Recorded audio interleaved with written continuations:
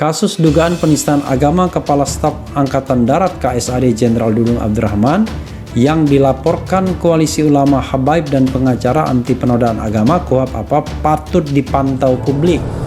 Yang dilaporkan itu Puspoma. Puspoma itu kan anak buah saya.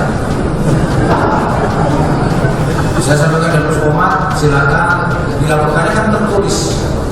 Saya bilang kemarin silakan datang, cek siapa itu koalisi itu.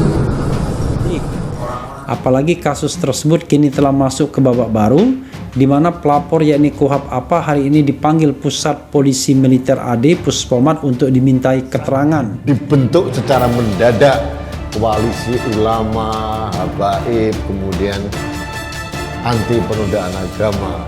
Ini koalisi yang belum pernah terdengar dan terkesan memang koalisi yang dipaksakan ada untuk sekedar melaporkan Jenderal Dudung. Pelapor Kepala Staf Angkatan Darat KSAD Jenderal Dudung Abdurrahman hingga Rabu malam masih berada di markas Pusat Polisi Militer Angkatan Darat Puspomat untuk dilakukan pemeriksaan atas laporan mereka terhadap Jenderal Dudung terkait dugaan penghinaan agama. Orang-orang itu siapa saja, nanti kalau datang ya, dan Puspomat foto satu-satu mukanya dan kita tahu siapa mereka. Silakan aja laporkan, nggak masalah ya. Saya nggak terlalu inilah dengan hal-hal seperti itu ya. Wakil Ketua Koalisi Ulama, Habaib dan pengacara anti penodaan agama KUHAP APA Novel Bamukmin mengatakan bahwa pihak pelapor yakni atas nama A. Syahrudin masih dilakukan pemeriksaan dan dimasukkan ke dalam berita acara pemeriksaan BAP. Siapa yang ada di balik koalisi ini, orang-orangnya pun juga tidak tahu, tidak terkenal, tidak pernah memberikan kontribusi positif buat agama Islam maupun negara. KUHAP APA telah melaporkan Jenderal Dudung ke Puspomat pada Senin atas dugaan penistaan agama karena mengeluarkan pernyataan Tuhan bukan orang Arab. Pertanyaannya, apakah pelaporan itu memang objektif untuk mengangkat harkat martabat agama seperti yang dikatakan bahwa apa yang dikatakan Jenderal Dudung itu adalah penistaan agama? Apakah murni ke arah sana atau babak baru pelaporan Jenderal Dudung.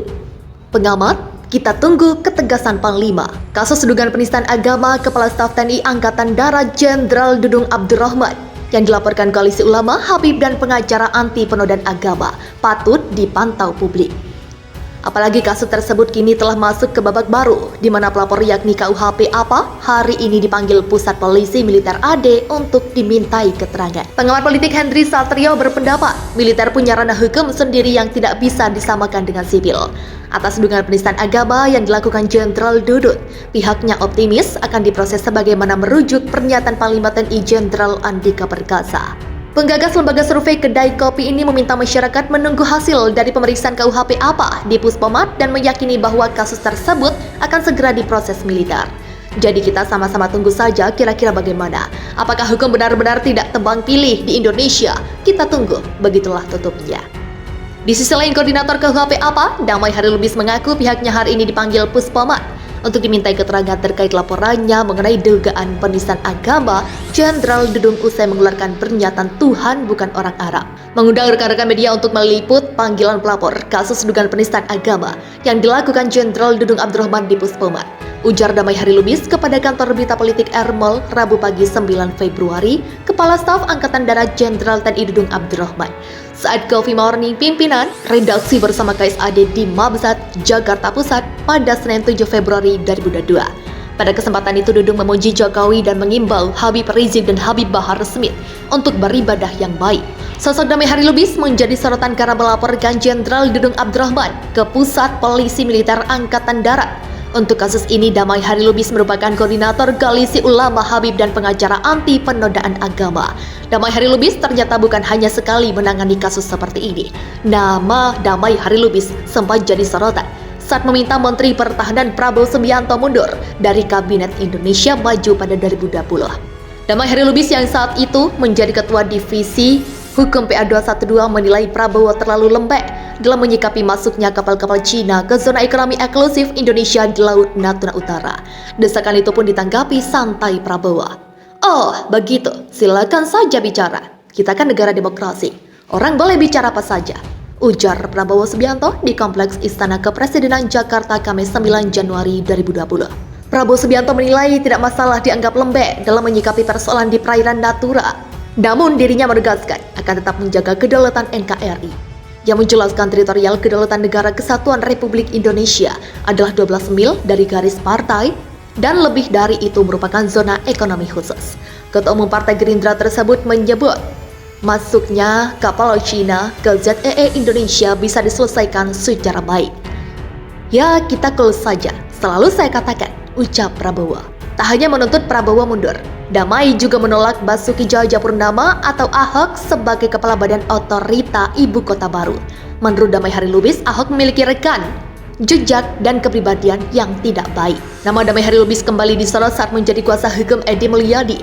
Seperti diketahui, Edi Mulyadi menjadi tersangka dugaan kasus ujaran kebencian yang bermuatan suku, agama, ras, dan antar golongan terkait ucapan mengenai Kalimantan tempat jin buang anak.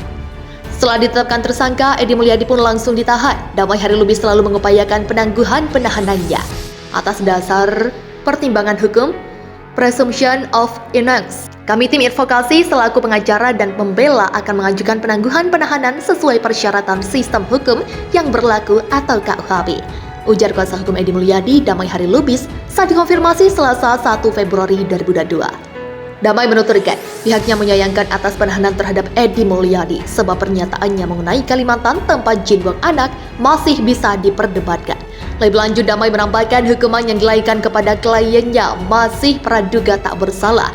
Karenanya secara hukum, aparat hukum diminta untuk tak terburu-buru melakukan penahanan. Demi kepastian hukum dan demi keadilan, selayaknya pihak penyidik tidak terburu-buru melakukan penahanan yang prematur. Bagaimana semisal kelak ternyata vonis hukum berkata lain, namun terhadap diri Eam sudah dilakukan penahanan, kata Damai. Diberitakan sebelumnya, Barreskrim Polri akhirnya menetapkan Edi Mulyadi sebagai tersangka dugaan kasus ujaran kebencian berdasarkan suku, agama, ras, dan antar golongan, dan penyebaran berita bohong alias hoax. Sebagaimana diketahui, Edi Mulyadi ditetapkan sebagai tersangka seusai diperiksa selama 6 jam oleh penyidik. Selanjutnya penyidik pun melakukan gelar perkara untuk menetapkan status tersangka. Usai ditetapkan tersangka, Edi Mulyadi juga langsung dilakukan penangkapan oleh penyidik Polri. Selain itu, dia langsung dilakukan proses penahanan di Rutan Barreskrim Polri, Jakarta Selatan sejak Senin 31 Januari 2022.